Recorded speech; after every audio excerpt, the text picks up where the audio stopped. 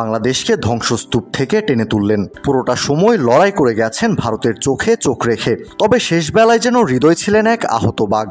একটা সিঙ্গেল নিয়েই মাটিতে লুটিয়ে পড়ছিলেন, ডাইভ দিয়ে উঠে দাঁড়াতে পারছিলেন না। তখন কেবল নিজের ক্যারিয়ারের প্রথম সেঞ্চুরির কাছাকাছি এসেছেন।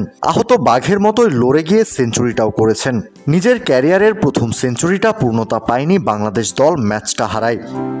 তবে হার মানছেন না নিজের সবটা নিংড়ে দেয়া হৃদয়। যত কষ্টই হোক, হৃদয় খেলতে চান পরের ম্যাচটাতেও। আগের ম্যাচের সেঞ্চুরিয়ানকে নিশ্চয়ই নিউজিল্যান্ডের বিপক্ষে বেঞ্চে বসিয়ে রাখতে চাইবে না টাইগার টিম ম্যানেজমেন্ট।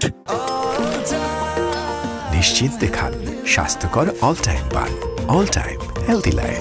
তবে মাঝখানে বাদ সাধতে পারে ইনজুরি। তবে সেই বাধা হৃদয় অতিক্রম করতে চান সাহস আর মনোবল দিয়ে।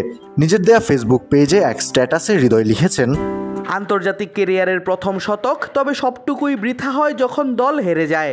100 রানের জন্য আল্লাহর কাছে শুকরিয়ার শেষ নেই। তবে মন খারাপ, হয়তো আমি আরেকটু ভালো খেললে দলের জন্য আরো ভালো হতো। পরের ম্যাচে ফিরতে চাই, তার জন্য যত কষ্টই সহ্য করতে হোক না কেন।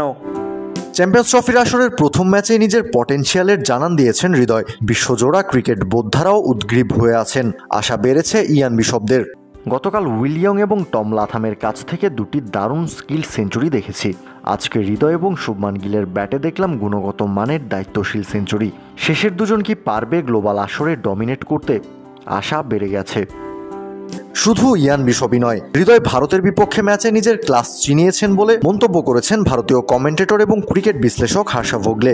তাওহিদ হৃদয়কে নিয়ে গেল কয়েক বছর ধরেই শুনছি। সত্যি বলতে সে বলার মতো কিছুই করে দেখাতে পারেনি। তবে আজ সে নিজের ক্লাস দেখিয়েছে। যত কষ্টই হোক না কেন, হৃদয় আবার মাঠে নামতে চান দেশের জন্য। আর সেটা নিউজিল্যান্ড ম্যাচ দিয়েই। বিশ্বকে নিজের ক্লাস দেখানোর পালা এবার। কাউসার শান্ত, ক্রিক ফ্রেঞ্জি।